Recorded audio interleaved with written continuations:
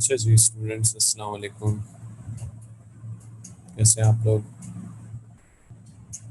वालेकुम अस्सलाम। आवाज़ आ रही है आप लोगों को मेरी?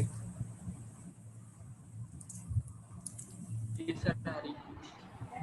अच्छा जी बच्चों, we were discussing about medical physics and we have discussed about MRI scan and then we have discussed about ultrasound. These are the two non-invasive method to get the internal body structure. ठीक है। हमारी body का internal body structure निकालने के लिए these are the two non invasive method with through which we can get the internal body structure images of the human body, and these are used for other purposes as well.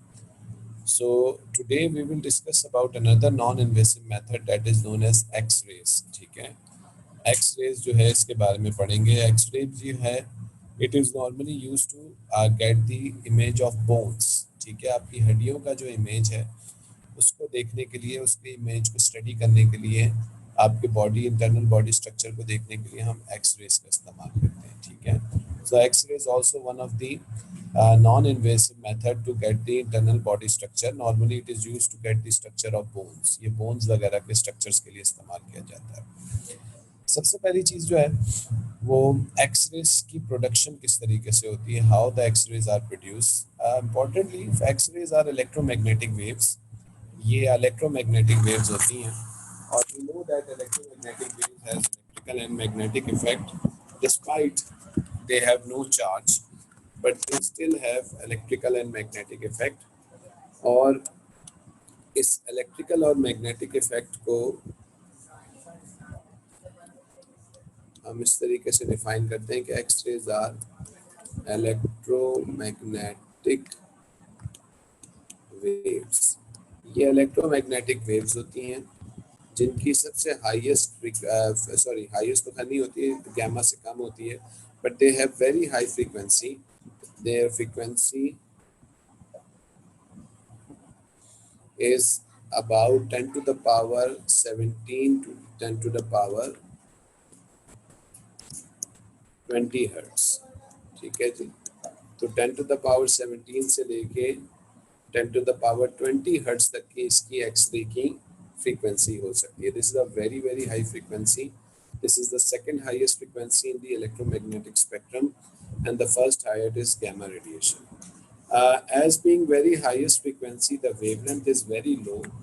Wavelength बहुत ही इसकी short होती है और इसकी जो wavelength होती है वो 10 टू द पावर -8 से लेके 10 टू द पावर -13 तक की होती है। ठीक है। So this is actually 10 to the power -8 से लेके 10 टू द पावर -13 मीटर्स तक की इसकी वेवलेंथ होती है।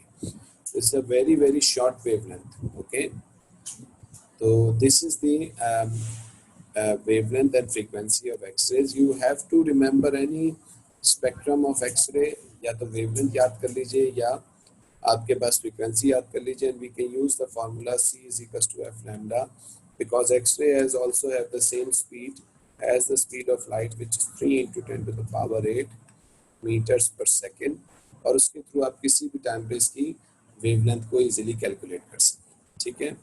अच्छा, there is a theory actually we need to discuss, and that is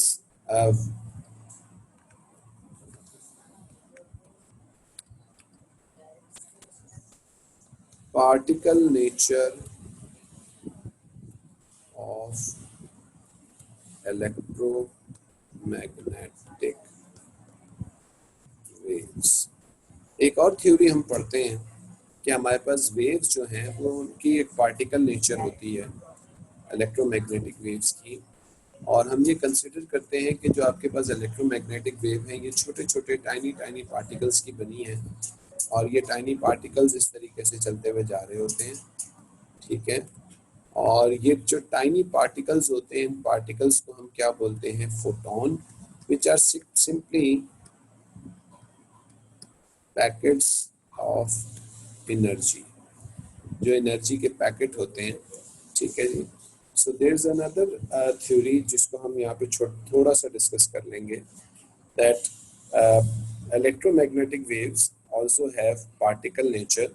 इनकी एक पार्टिकल नेचर भी होती है, which state that any electromagnetic wave is made up of small tiny particles, ठीक है, known as photons, ठीक है, which is actually a packet of energy, which is actually a bundle of energy, and the energy of the photon energy is equals to hf. This is energy of photon is equals to hf, जिसमें f तो obviously frequency है, but this thing over here is Planck's constant.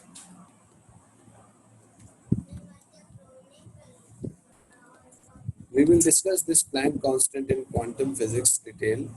हम इसको quantum physics में काफी detail के अंदर study करेंगे, okay? But just write it down over here. And इसकी वैल्यू जो होती है 6.63 into 10 to the power 34 joules per second, ये इसकी वैल्यू होती है हमारे पास, ठीक है जी. So this is actually Planck's constant, or this is how you will find out the energy of a photon.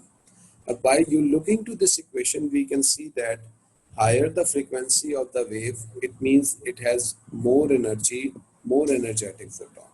So since the frequency of X-rays is very high, बहुत ज़्यादा large है, so we can imagine what is the energy of the X-ray photons या X-rays के पास कितनी energy होगी, ठीक है. One thing you will do, let's say you will take the frequency of 10 to the power 16 hertz, sorry 18 hertz, frequency ले लीजिए 10 to the power 18 hertz, और इसी तरीके से आप वेवलेंथ ले लीजिए 10 to the power minus 10 meters, ठीक है जी. तो फ्रीक्वेंसी ये वाली ज़रा इस्तेमाल करके can anyone calculates the energy of photon which is E is equals to HF. Frequency 10 to the power 18 ले लीजिएगा और उससे ज़रा एनर्जी ऑफ फोटोन कैलकुलेट करके बताइए what is the energy of the photon, X-ray photon. जी hurry up.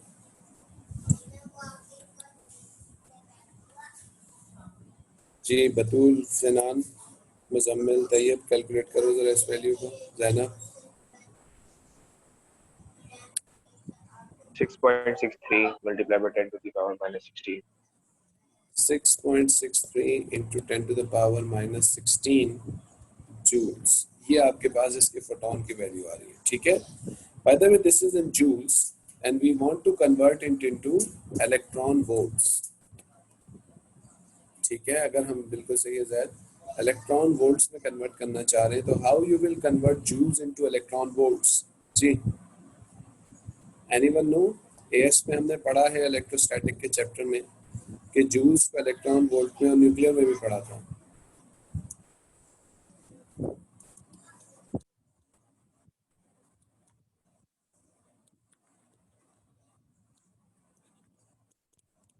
देखिए electron volt अभी जो है वो यूनिट ऑफ एनर्जी ही है, लेकिन ये यूनिट कब यूज किया जाता है when energy is very small.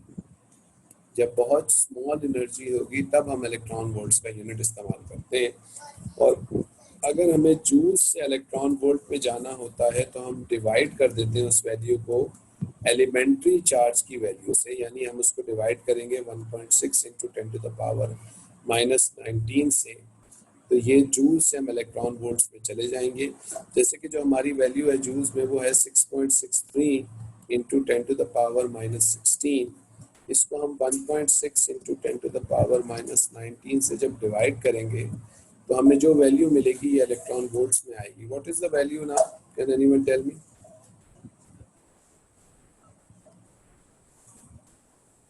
4.1 multiplied by 10 to the power minus 35. नहीं भाई गलत आ गई, 35 हो ही नहीं सकता. माइनस 19 जब ऊपर जाएगा तो प्लस नहीं हो जाएगा.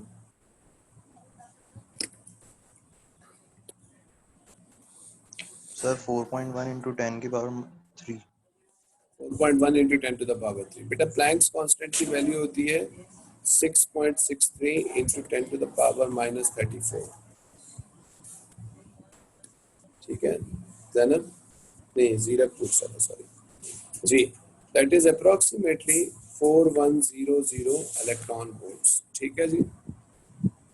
So this is the energy of X-ray photon, which is approximately 4100 electron volts. Okay. Any question? Anyone is having any question? Please ask.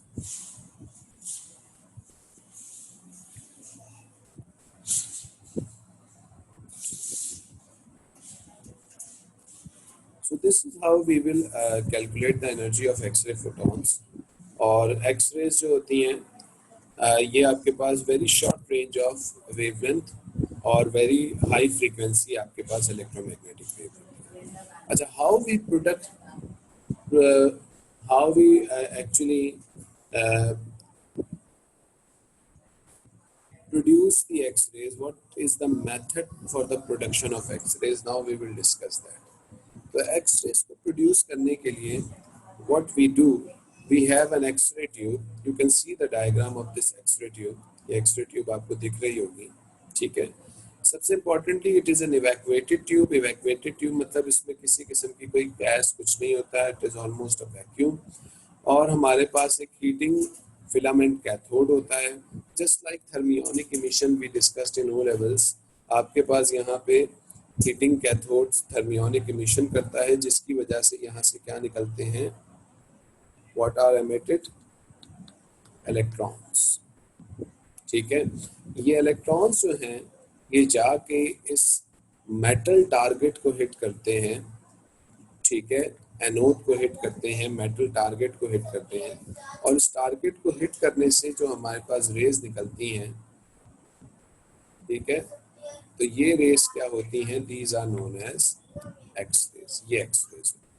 Okay, तो एक्स रेज की प्रोडक्शन कैसे होती है, when the fast moving electron hits the metal target, जब बहुत ही fast moving electrons एक metal target को हिट करते हैं। Do remember that this is an heavy metal, heavy metal होता है ये, हैवी मेटल टारगेट होता है। हैवी मेटल मींस इसका मेल्टिंग पॉइंट बहुत ज़्यादा हाई होता है। Normally this metal is tungsten, tungsten metal का इस्तेमाल किया जाता है, because tungsten is a metal which has a very high melting point. ठीक है, तो ये फास्ट मूविंग इलेक्ट्रॉन्स जब हैवी मेटल टारगेट को हिट करते हैं तो उससे आपके पास जो है वो एक्सरेज जो है वो प्रोड्यूस होती है। ठीक है, अच्छा, बाय द वे ये फास्ट इलेक्ट्रॉन्स कैसे बनते हैं, तो बाय द वे ये सामने क्या लगा हुआ होता है, एक एनोड, और एनोड के पास कैसा चार्ज होता है, पॉजिटिव, यानी ये नेगेटिवली चार्ज इलेक्ट्रॉन्स को ये पॉजिटिवली चार्ज एनोड अपनी तरफ खींचता है, और जितनी ताकत से खींचता है उतनी ज़्यादा उनकी स्पीड जो है वो इंक्रीज होती जाती है। यानी हम ये कहते हैं कि charge of electron multiply by voltage, ठीक है, ये बराबर होता है किसके, 1/2 mv स्क्वायर के। What is 1/2 mv square, the kinetic energy. अच्छा, by the EV, this is charge multiply by voltage.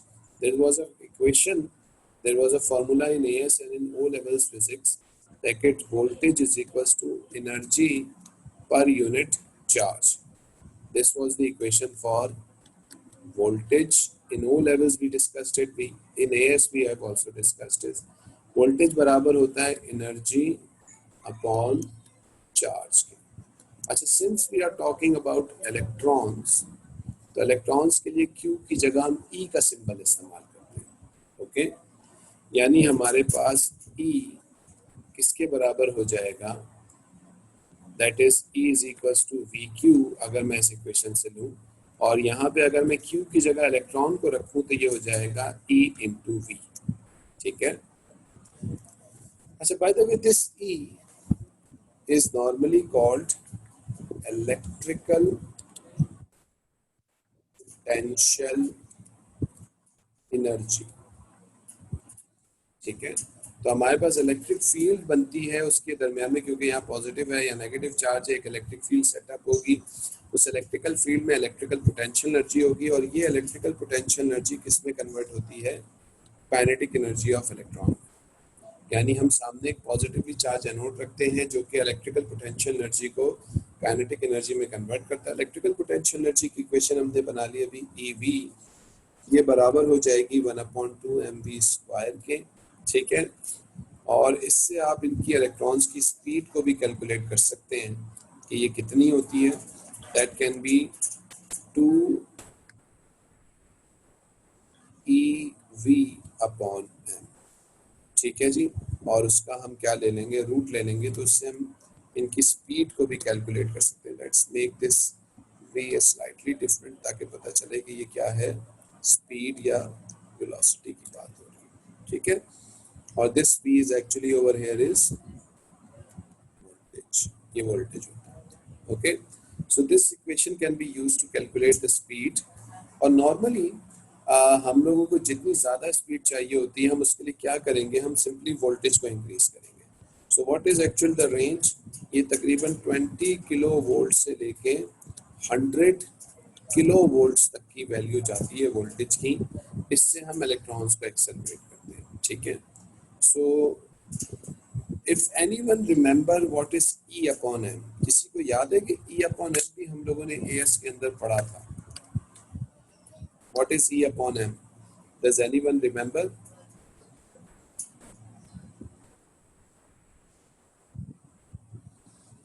हाँ भाई, जैनब, जीरक, किसी को याद है व्हाट इज E/m? बल्कि फरवा, तैयब, आप लोगों को याद है ये?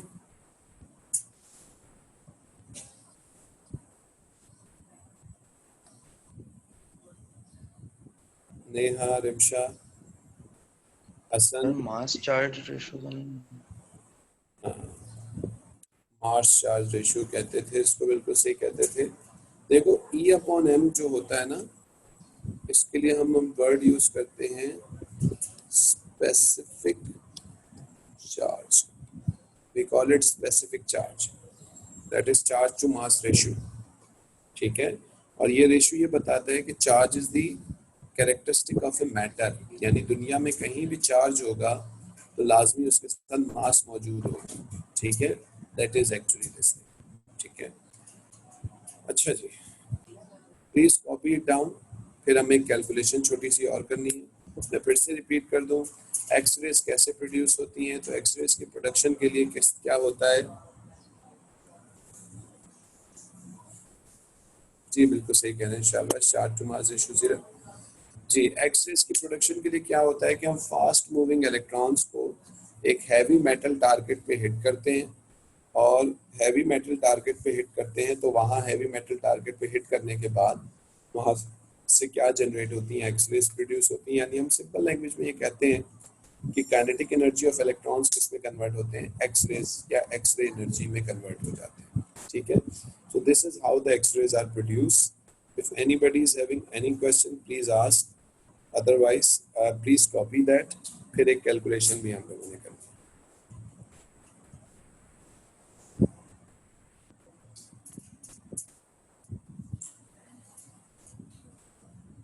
हसन कोई क्वेश्चन है, तैयब कोई क्वेश्चन है, उमैर, सुभान, नबील, मेसम, बरिशा, यूसुफ, इकराम, मलाइका, सिनान, ईशान,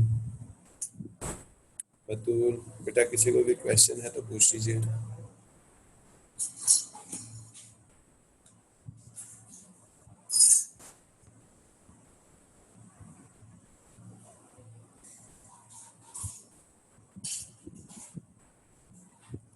Any questions?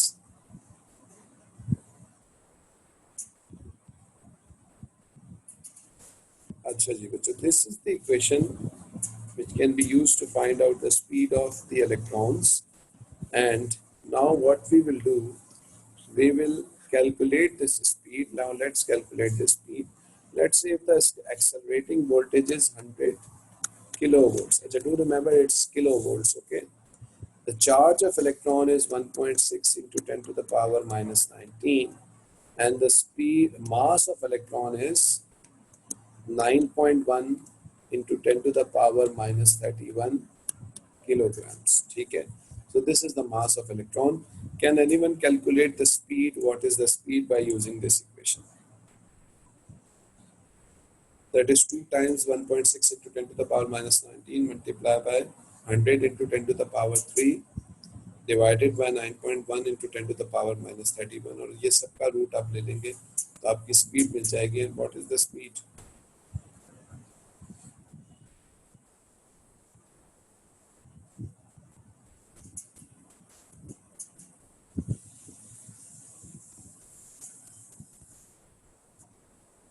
जी जैद क्या स्पीड आ रही है? मुजम्मिल, ज़ैनब, ज़ीरा क्या स्पीड आ रही है बच्चों?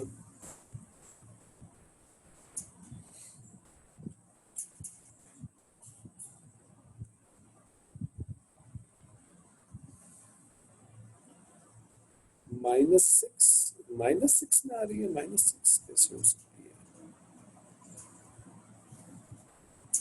-6 नहीं होगी ज़ैनब, चेक करो इसको.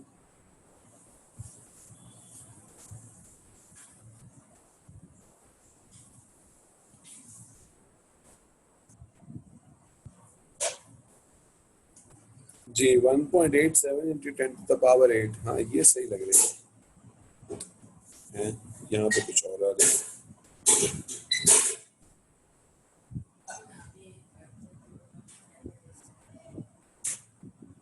1.8 वाली सही है sir. 1.8 into 10 to the power 8 ना. जी सर मेरी भी है. 1.9. हाँ इसको 1.87 है ना तो 1.9 कर लेंगे हम इसको. 1.9 इंटू 10 टू द पावर 8. तो ये अप्रोक्सीमेटली इन इलेक्ट्रॉन्स की स्पीड होती है जिससे ये इलेक्ट्रॉन्स हिट करते हैं. That is a very very high speed. ठीक है. अच्छा जी. अब जितना ज़्यादा हाई एक्सेलरेटिंग वोल्टेज होगा उतनी ज़्यादा हमें हाई फ्रीक्वेंसी की एक्सरेज मिलेंगी. ठीक है. This is a very very important point. ठीक है.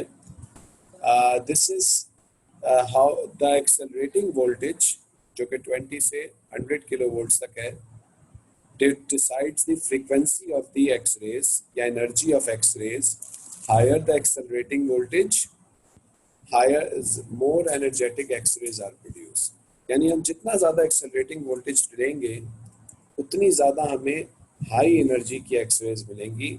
और high energy X-rays means they are more hard. High energy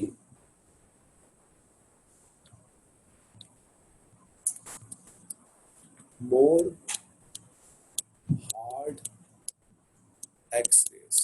ठीक है. तो मोर हार्डर एक्सरेज होती है. जितनी ज़्यादा हाई एनर्जी होगी उतनी ज़्यादा हमारे पास हार्ड एक्सरेज आएंगे. अच्छा हार्ड एक्सरेज का क्या मतलब है? What is meant by hardness of X-rays? तो hardness of X-rays means how penetrating they are. Penetrating का मतलब है कि किसी चीज़ में से कितना वो घुस जाती हैं, कितना आर पार हो जाती हैं. ठीक है. तो that is actually the hardness of X rays, the amount of penetration. ठीक है. जितना ज़्यादा पेनिट्रेटिंग हमें एक्सरेज चाहिए, जितनी ज़्यादा हार्ड एक्सरेज चाहिए, उसको ज़्यादा हार्ड करने के लिए हमें क्या चाहिए होगा? ज़्यादा voltage, accelerating voltage, anode voltage चाहिए होगा. उससे हमारी हार्डनेस जो है एक्सरेज की जो है वो डिसाइड होती है. By the way this is one definition which is asked in your paper. Define the hardness of the X-rays. ठीक है. What is meant by hardness of X-rays? तो hardness of X-rays mean how penetrating they are. The hardness of X-rays defined as how penetrating they are to any material. The hardness of X-rays, please write it down, defined as, the hardness of X-rays is defined as how penetrating they are in any medium. How penetrating they are. Penetrate का मतलब होता है घुस जाना, are पार हो जाना. How penetrating they are in any medium. The hardness of X-rays is controlled by the hardness of X-rays is controlled by target anode voltage या accelerating voltage. The hardness of X-rays is controlled by accelerating voltage.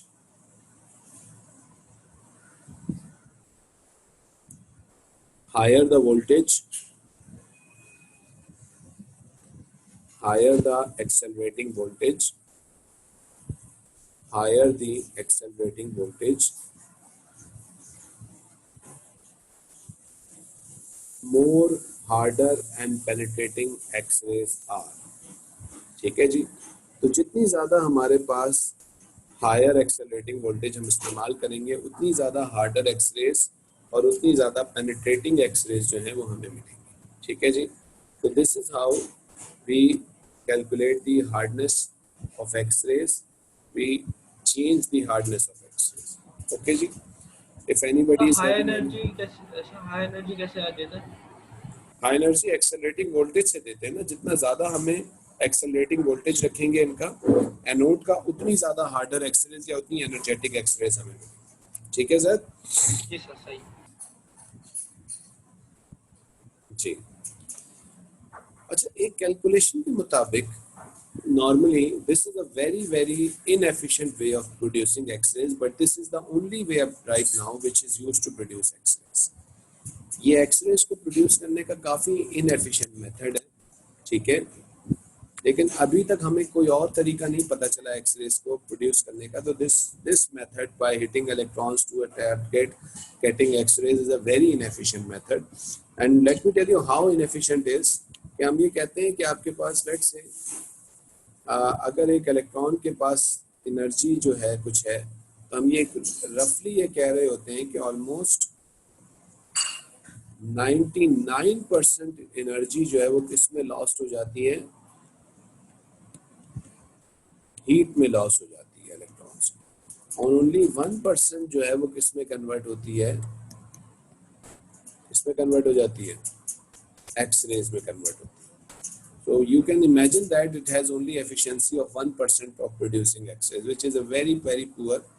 But this is the only way up till now the humans has discovered to create X-rays. ठीक है जी। तो इस production of X-rays में almost 99% of energy is converted into heat, and only 1% of energy is converted into X-rays. Yeah, you can also say that something like that. कि अगर आपके पास 100 electrons जो हैं इस टारगेट को हिट कर रहे हैं, there are 100 electrons which are hitting this metal target, so 99 electrons has converted their energy into heat, and only 1 electron has converted its kinetic energy into X-rays. So इस तरीके से you can also decide it, you can also discuss it, but this is very inefficient way. Only 1% of आपके पास energy is converted into X-rays. अच्छा, since we can see that 90% of energy, 99% sorry, of energy is converted into heat, so this anode should be very hot. ये बहुत ज़्यादा गर्म होता है, और इतना गर्म होता है जब भी हम इसको किसका बनाते हैं, हैवी मेटल का, यानी टंगस्टन मेटल का, ताकि ये इजीली मेल्ट ना हो। लेकिन उसके बावजूद भी ये इतना जल्दी हॉट अप होता है कि ये मेल्ट हो जाता है। तो उसके लिए फिर हम किसका इस्तेमाल करते हैं, इसके लिए कोई कूलिंग सिस्टम का भी इस्तेमाल कर रहे होते हैं। मतलब व्हाट वी आर डूइंग, हम लोग इस मेटल टारगेट को कूल डाउन कर रहे होते हैं कंटिन्यूसली, ताकि आपके पास ये हीट से मेल्ट ना हो जाए। ठीक है, तो we should also write it down, the target anode is also having a cooling system, because the 99% of energy of electrons is converted into heat, okay, and only 1% into X-rays. So this we should also write it down. The target anode has a cooling system, because in this process 99% of energy, electrons energy, is converted into heat. Okay, so 99% of electrons energy is converted into heat and only 1% into X-rays. That's why the anode should having a cooling process. और हमारे पास जो modern अब हमारे पास x ray machines हैं, उस पर ये target anode actually static भी नहीं होता। This target anode is rotating, ताकि सेम पॉइंट के ऊपर इलेक्ट्रॉन्स कंटिन्यूसली बार हिट ना करके उसको गर्म करें, पॉइंट चेंज होते जाएं और उनको हम घुमाते रहते हैं, जिसकी वजह से घूमने की वजह से हम उनकी कूलिंग भी कर रहे होते हैं। तो दिस इज मोर और much better way to produce X rays, लेकिन फिर भी एफिशिएंसी इसकी काफ़ी जो है पुअर होती है। ओके जी। अच्छा, this is evacuated tube. Evacuated tube भी किस लिए रखी जाती है, ताकि आपके पास इलेक्ट्रॉन्स के रास्ते में किसी किस्म की कोई ऑब्स्ट्रक्शन, कोई आपके पास प्रॉब्लम ना आए। और सेकंड जी, हमारे पास एक्सरे जो बाहर निकलती हैं, ये एक्सरे विंडो से बाहर निकल रही होती हैं, और ये एक्सरे विंडो के आगे एक एल्यूमिनियम फिल्टर लगा होता है. There is an aluminium filter in front of the X ray tube which absorb all the soft x-rays. ठीक है जी. जो ज़्यादा पेनिट्रेटिंग एक्सरेज हैं उनको वो जाने देती है, यानी हार्ड एक्सरेज इस एल्यूमिनियम फिल्टर से. This is actually aluminium filter, ये रहा यहाँ पे, दिस वन.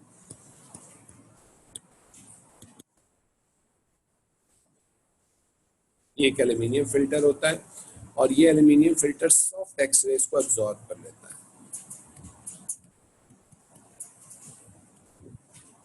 सॉफ्ट एक्सरेज इसमें एब्जॉर्ब हो जाती हैं सारी की सारी, और मोर एनर्जेटिक और हार्ड एक्सरेज जो है, जैसे कि लेट से आपके पास ये सॉफ्ट एक्सरेज आ रही हैं और यहाँ से आपके पास कुछ हार्ड एक्सरेज भी आ रही हैं.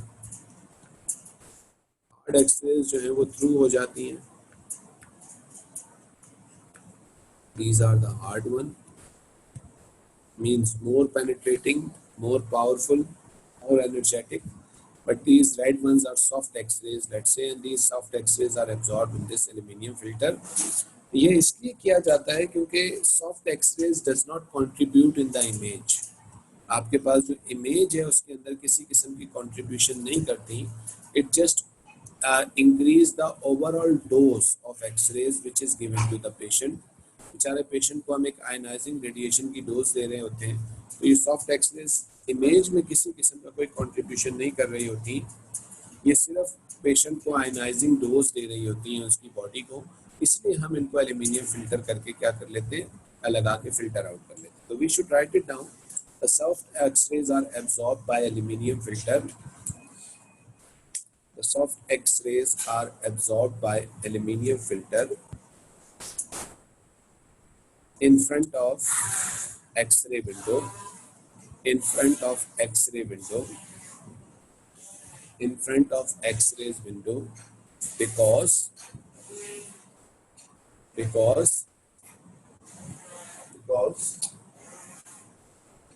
soft X-rays does not contribute in the image.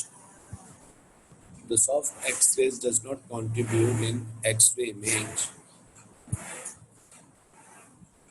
They just increase the overall X-ray dose to the patient.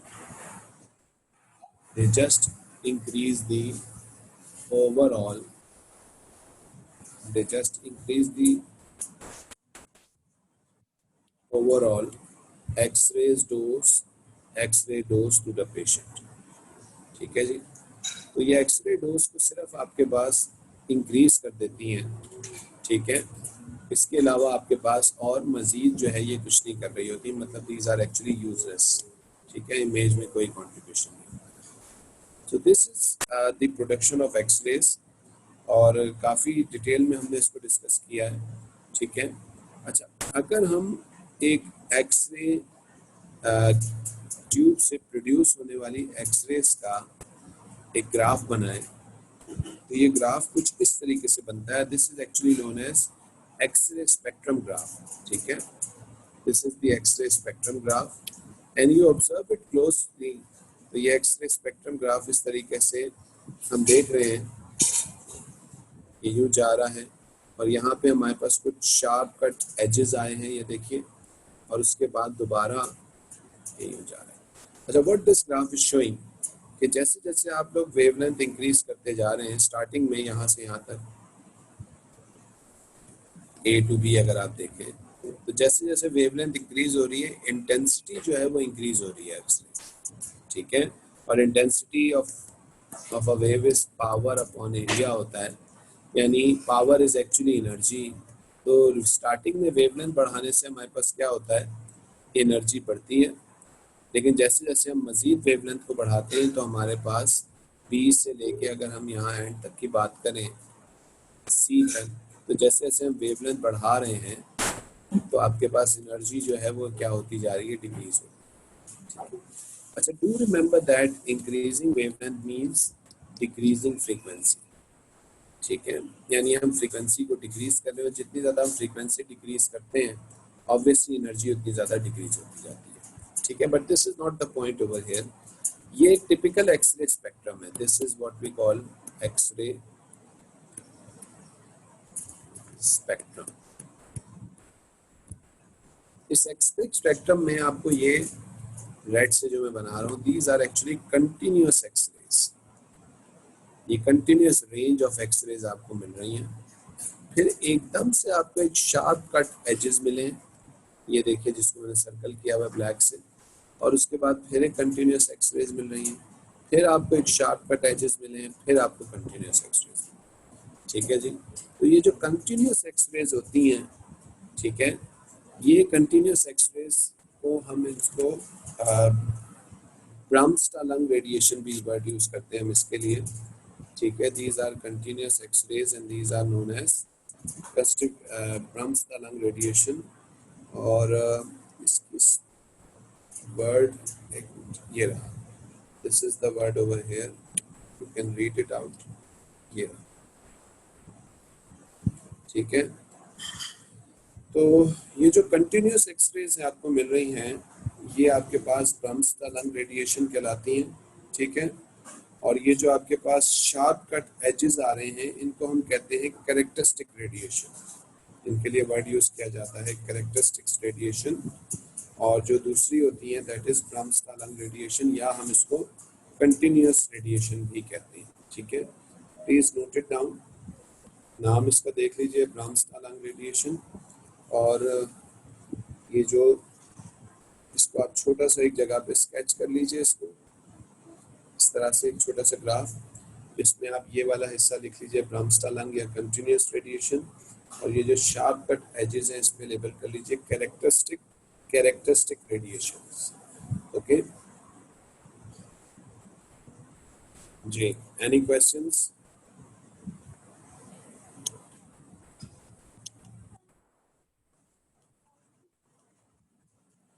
किसी स्टूडेंट को कोई क्वेश्चन है तो पूछ लीजिए।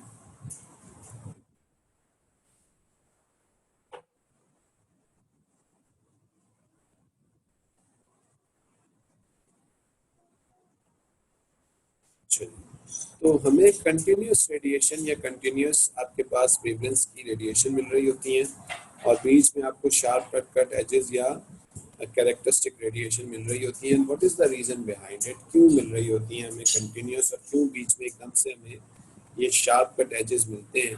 तो इसके बारे में अब हम लोग स्टडी करेंगे कि what is the reason behind the Bremsstrahlung radiation या कंटिन्यूस रेडिएशन। ठीक है, तो कंटिन्यूस रेडिएशन हमें क्यों मिल रही होती है, let's discuss that. Let us assume कि हमारे पास ये मेटल टारगेट है,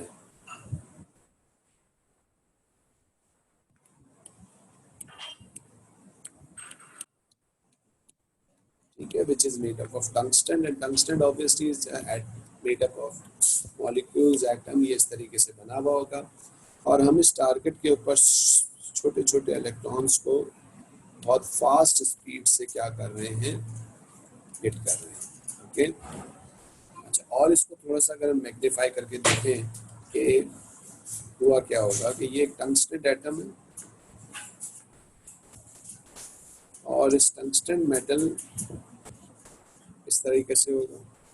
ठीक है, अच्छा, वो इलेक्ट्रॉन्स जो टंगस्टन न्यूक्लियस के करीब से गुजरेंगे, जैसे कि इलेक्ट्रॉन यूं आ रहे हैं, तो ये इलेक्ट्रॉन यूं जाएगा, और जब ये इलेक्ट्रॉन इस टंगस्टन मेटल के करीब से गुजरेगा तो we know that it will slightly bend from its original path, क्योंकि इलेक्ट्रॉन्स के पास नेगेटिव चार्ज होता है, न्यूक्लियस के पास पॉजिटिव चार्ज होता है। तो ये पॉजिटिव चार्ज नेगेटिव चार्ज को अपनी तरफ अट्रैक्ट करने की कोशिश करेगा, ताकि उसको उसके राह से थोड़ा सा डिफ्रैक्ट कर दे, बेंड कर दे। ठीक है, और इस बेंडिंग के दौरान में ये इलेक्ट्रॉन अपनी क्या लूज करता है, एनर्जी लूज करता है, और ये जो एनर्जी लूज करता है, ये एनर्जी किस फॉर्म में लूज करता है, एक्सरे की फॉर्म में लूज करता है। ये इस तरीके से इसमें से एक्सरेज निकल गई। ठीक है, तो ये इसने एक्सरे निकाली, क्योंकि एक्सरे भी एनर्जी है, तो कैसे प्रोड्यूस होंगी, जब इलेक्ट्रॉन अपनी एनर्जी को लूज करेगा तो एक्सरे की फॉर्म में कन्वर्ट करेगा, तो ये एक इलेक्ट्रॉन अपनी एक्सरे को निकालेगा, जिससे will be high frequency X rays. High frequency क्यों? क्योंकि ये इलेक्ट्रॉन न्यूक्लियस के काफी करीब है और बहुत ज्यादा बेंड हुआ है। अच्छा, इसी तरीके से एक इलेक्ट्रॉन जो न्यूक्लियस के दूर होगा, तो ये जब बेंड करेगा तो इसकी बेंडिंग बहुत ही स्लाइड सी बेंडिंग होगी। तो बहुत स्लाइड बेंडिंग होने का मतलब ये है कि ये इलेक्ट्रॉन अपने अंदर से जो एक्सरे निकालेगा, ये एक्सरे लो फ्रीक्वेंसी की होगी, यानी लेस एनर्जी की होगी। ठीक है, तो क्योंकि आपके पास हर इलेक्ट्रॉन्स जो हैं वो डिफरेंट अमाउंट के अंदर बेंड हो रहे होंगे, डिफरेंट अमाउंट ऑफ बेंडिंग उनके अंदर हो रही होगी। ठीक है, तो डिफरेंट बेंडिंग का मतलब है different loss of energy. Nucleus के कुछ इलेक्ट्रॉन्स करीब होंगे, कुछ दूर होंगे, तो डिफरेंट लॉसेस ऑफ एनर्जी का मतलब है डिफरेंट एनर्जेटिक एक्सरेज की फॉर्म हमें मिलेगी, यानी एक कंटिन्यूस फॉर्म ऑफ एक्सरेज मिलेगी लो से लेके हाई तक। जब भी हमारे पास ये ग्राफ में हमें कंटिन्यूस डिस्ट्रीब्यूशन ऑफ एक्सरेज मिल रही है, आप देख सकते हैं ये कंटिन्यूसली जा रहा है, and this is due to electrons are losing energy in different amount according to their position, their closeness to the nucleus. Then electrons which move closer from the nucleus loses more energy, gives more high frequency या harder X-rays, more energetic, more intense X-rays. जबकि आपके पास जो electrons दूर से जा रहे होते हैं वो लेस इंटेंसिटी के या लेस एनर्जेटिक एक्सरेज दे रहे होते हैं। ठीक है, तो this is how we get the continuous radiation या Bremsstrahlung radiation. Okay, if anybody is having any question please ask.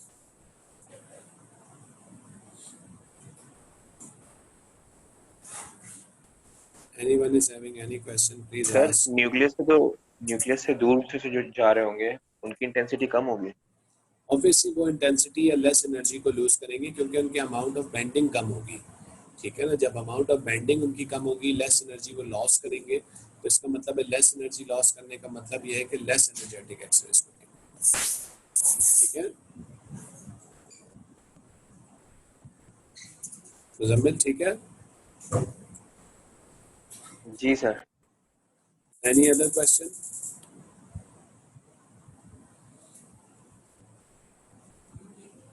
अच्छा, हाँ, किसी के जहन में कोई सवाल उठा इस चीज को देख के?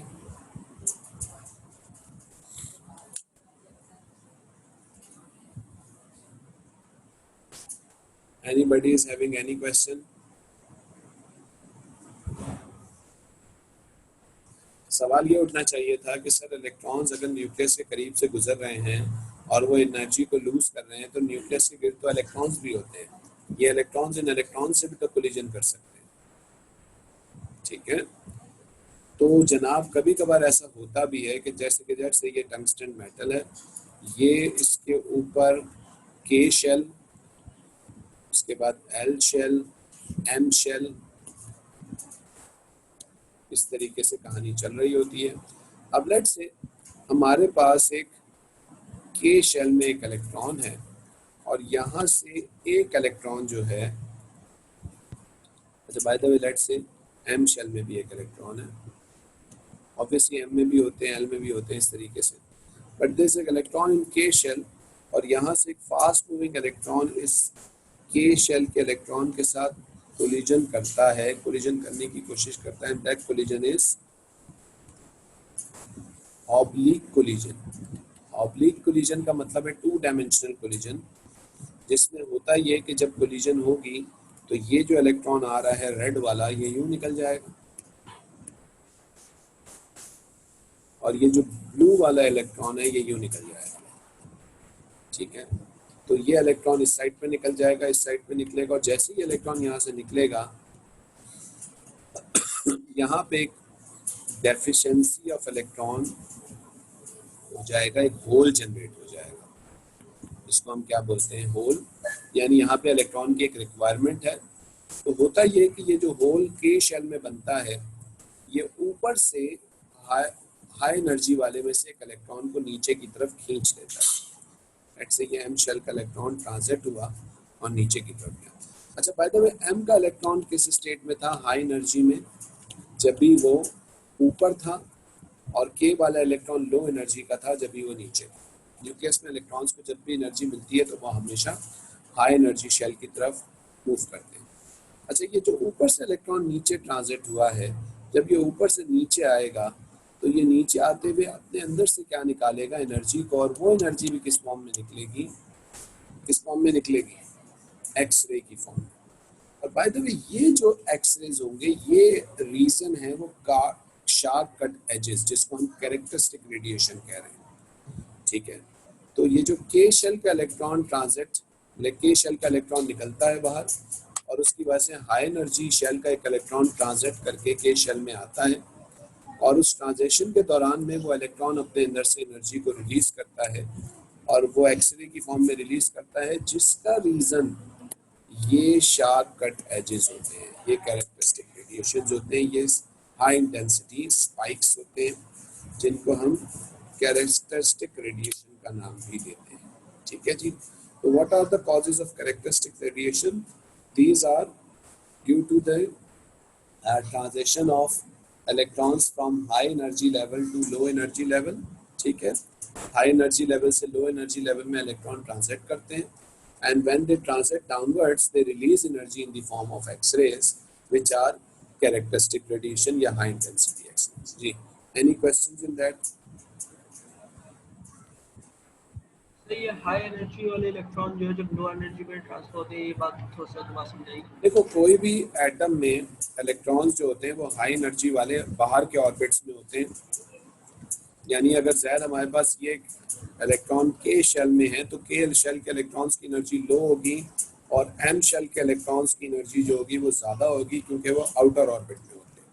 ये बात तो आपने केमिस्ट्री में पढ़ी है कि जब इलेक्ट्रॉन एनर्जी गेन करता है तो आउटर ऑर्बिट में जाता है। अब बाय द वे जब ये आउटर ऑर्बिट का इलेक्ट्रॉन नीचे की तरफ आएगा, क्योंकि यहाँ वाला इलेक्ट्रॉन बाहर निकल गया, ये इलेक्ट्रॉन कहीं बाहर चला गया, तो जब ये यहाँ आएगा तो ऑब्वियसली आने से पहले ये अपने अंदर से एनर्जी रिलीज करेगा, जब भी तो लो एनर्जी में आएगा। तो वो एनर्जी रिलीज कहाँ करेगा, तो वो एनर्जी अपने अंदर में से सिंपली किस फॉर्म में से बाहर निकाल देता है, वो किस फॉर्म में बाहर निकालेगा, एक्सरे की फॉर्म में बाहर निकालेगा। ये हार्ड एक्सरे होता है। ये हार्ड एक्सरे तो होती है, लेकिन उसके बावजूद भी ज़्यादा हम इन कैरेक्टरिस्टिक रेडिएशन को इमेजेस में इस्तेमाल नहीं कर रहे होते हैं, हम किसका इस्तेमाल कर रहे होते हैं, ये continuous radiations. These characteristic radiations are not used for the imaging, ठीक है। Okay sir. Any other sir जो क्वेश्चन? इलेक्ट्रॉन ऑब्लिकली कोलाइड कर रहे हैं उनका क्या होगा? ऑब्लिकली कोलाइड कर रहे हैं तो वो बाहर निकल जाएंगे। वो एक्सरे की फॉर्म में नहीं होंगे? नहीं नहीं, वो एक्सरे के फॉर्म में नहीं होंगे, वो तो इलेक्ट्रॉन्स होंगे, वो तो जाके किसी और मेटल से आके टारगेट से टकरा सकते हैं। सर स्क्रीन को वापस ले जाएगा तो कॉपी कर दिया डायरेक्ट।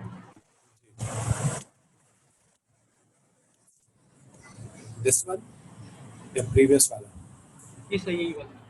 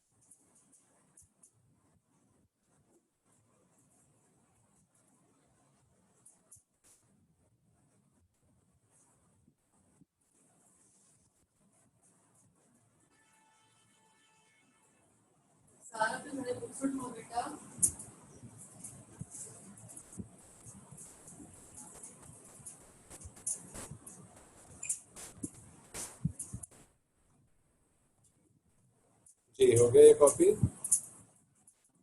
जी सर हो गया। अच्छा, so we will stop today over here, हम यहाँ पे आज इसको करेंगे, ठीक है। If anybody is having any question you can ask. किसी बच्चे को कोई क्वेश्चन है तो पूछ लीजिए, otherwise we will stop over here.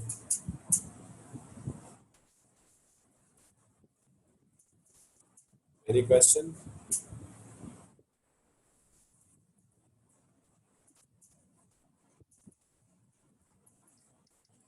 Okay, बच्चों, we will stop over here for today. And this is the last topic of your medical physics. Okay. ठीक है भाई. Take care everyone. Allah Hafiz. Uh,